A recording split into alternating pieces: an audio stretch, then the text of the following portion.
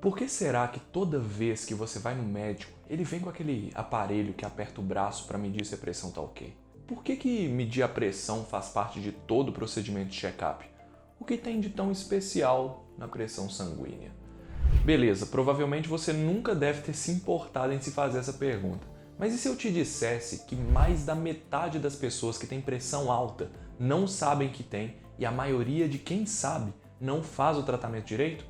Será que essas pessoas têm noção de como a hipertensão é perigosa? Eu sou o Lucas Anandrés, biomédico, e no vídeo de hoje eu vou te explicar por que a pressão alta é o principal fator de risco evitável que pode levar à morte por doenças cardiovasculares e tem sido uma das maiores responsáveis por levar tantos pacientes jovens à UTI por Covid. Como você está acostumado com o nosso rigor para apresentar ciência de verdade para você, eu só te peço para se inscrever no canal se não é inscrito, para me acompanhar nessa batalha pela divulgação científica e deixar aquele like, porque sabe que vem coisa boa por aí. Falar que alguém tem pressão alta ou hipertensão, pessoal, é diferente de falar que alguém tá com a pressão alta. Por exemplo, se você é uma pessoa saudável que saiu para dar uma corrida por alguns instantes, a sua pressão sanguínea, que é a força que o sangue exerce na parede dos vasos, vai aumentar. Isso porque o seu coração está batendo mais forte, fazendo mais sangue passar pelos vasos mais rápido para aumentar a quantidade de oxigênio que as suas células recebem durante uma situação de esforço. Ou quando você está preocupado, ansioso, a sua pressão também aumenta como um reflexo te preparando para correr de uma possível ameaça, graças à evolução dos nossos ancestrais que tinham que se preocupar o tempo todo com predadores. E isso é normal, você tá com a pressão alta, mas você ter pressão alta crônica, ou seja, todos os dias, em situação de repouso, é o que caracteriza a hipertensão, um problema de saúde pública que afeta incríveis 1 a cada 4 adultos no mundo. Mas nem sempre foi assim. Por mais estranho que possa parecer, antes da era industrial, os níveis de pressão arterial na população ficaram muito próximos de 11/7 ou 12/8, o que é considerado normal para seres humanos. Mas na sociedade contemporânea está acontecendo um fenômeno muito estranho. Em todos os cantos do planeta, a pressão sanguínea da população está aumentando, na média, à medida em que as pessoas estão ficando mais velhas. Por que será?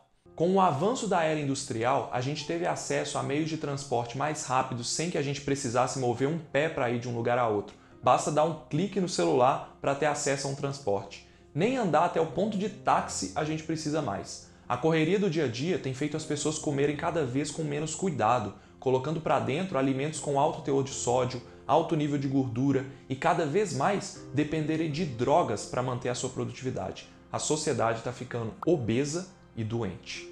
E a principal consequência disso é a hipertensão, que é o resultado de vários fatores, dentre eles o excesso de sódio no sangue, a inflamação gerada por poluentes que respiramos do ar, a obesidade que dispara um estado inflamatório que lesiona vasos sanguíneos e libera substâncias que culminam no aumento da pressão. Enfim, uma sociedade doente vai ser uma sociedade com pressão alta. E a hipertensão é mais comum em pessoas de classes sociais mais altas que vivem em cidades e que são mais obesas. Tem alguns fatores genéticos também que são incontroláveis até agora, né, porque já desenvolveram uma técnica de engenharia genética que pode revolucionar as nossas vidas, mas isso eu já expliquei nesse vídeo aqui. Beleza, mas por que a hipertensão é tão perigosa e por que você deve se preocupar com isso, mesmo se você foi um jovem de menos de 30 anos vendo esse vídeo? Pessoal, ter a pressão alta de forma crônica coloca a pessoa num estado de extremo alerta para o risco de ter alguma doença cardiovascular, como infarto, derrame, problemas renais, disfunção erétil e até perda de visão. E todos esses problemas surgem do simples fato de que ter o sangue pressionando as nossas veias e artérias com mais força do que o normal não é uma coisa muito boa. Olha só, com o envelhecimento e os hábitos de vida não saudáveis que a gente tem hoje, é normal ter algum grau de comprometimento das artérias ao longo do tempo. Esses danos microscópicos causados por radicais livres, substâncias tóxicas, inflamação gerada por doenças vão evoluindo, lesionando a parede dos vasos, o que pode ter algumas consequências. A primeira é o enrijecimento dos vasos, eles ficam mais rígidos, o que já diminui o espaço que o sangue tem para passar, o que faz aumentar a pressão sanguínea por si só, já que a mesma quantidade de sangue está ali tentando passar, só que num espaço cada vez menor. E a segunda consequência é um pouco mais complexa, que é a aterosclerose, que é a formação de uma placa de gordura, cálcio e células na parede dos vasos, que é muito comum em pessoas obesas e que pode levar à obstrução completa do vaso. Mas na maioria dos casos, até chegar nessa obstrução total, o que levaria a um infarto, existe um comprometimento do espaço onde o sangue passa, aumentando também a pressão. E esse processo pode acontecer em todos os vasos do corpo. Essas lesões vão prejudicando a circulação em vasos dos rins, dos olhos, dos órgãos sexuais e podem prejudicar uma série de sistemas do corpo junto. Mas de todas as formas, a consequência é a hipertensão. Com a pressão alta, o coração precisa fazer mais esforço para conseguir ejetar o sangue e nutrir as células do corpo com oxigênio com a mesma eficiência de antes. E o que acontece com os músculos que fazem muito esforço, sendo o coração um deles? Essa aí é para os que gostam de academia. Isso mesmo, os músculos crescem, inclusive o coração. E esse crescimento das paredes do coração pode enrijecer também o músculo cardíaco, causando insuficiência. Então, o esforço contínuo do coração para levar sangue a uma pressão cada vez maior vai lesionando não só os vasos, mas também o músculo cardíaco. E a pressão alta por si só também faz com que o sangue exerça uma força maior na parede dos vasos, gerando mais daquelas microlesões que aceleram ainda mais o processo de enrijecimento e a aterosclerose, que vão causar mais insuficiência cardíaca, potencialmente infartos e derrames. E agora, né, gente, com a Covid, não dá para não falar dela. A hipertensão tem sido um dos fatores de risco mais importantes para o agravamento dessa doença. Como tem sido visto pelos estudos científicos, a Covid também ataca os vasos sanguíneos, gerando um estado de inflamação que pode ser agravado caso a pessoa já tenha hipertensão e pode favorecer o aparecimento de coágulos, trombos e até mesmo infartos e derrames. Poxa, esse vídeo era para fazer um tom animado? Lucas, e como que eu sei que eu posso ter hipertensão? Vocês lembram que eu falaram que a maioria das pessoas não sabe que tem? É porque os sintomas eles não são tão aparentes assim, mas você pode ficar atento. Olha só, os principais sintomas da hipertensão são tontura, falta de ar, sensação de que o coração está palpitando, sabe? Dor de cabeça frequente e quando a vista dá aquela escurecida com frequência. Mas o jeito mais eficiente de saber é realmente medindo a sua pressão arterial com frequência e caso você esteja com ela acima do normal em repouso, você deve procurar um médico. Eu deixei aí no comentário fixado aqui do vídeo o link de um aparelho de medir pressão que você pode comprar, ele tem o selo do Inmetro e você pode usar aí na sua casa. A hipertensão é quando a pressão arterial fica acima de 140/90 no visor do aparelho de forma sustentada, frequente, em repouso, vários dias seguidos. O primeiro número que aparecer, o maior, é relativo à pressão máxima do sangue quando o coração está contraindo, e o número menor é a pressão do sangue quando o coração relaxa.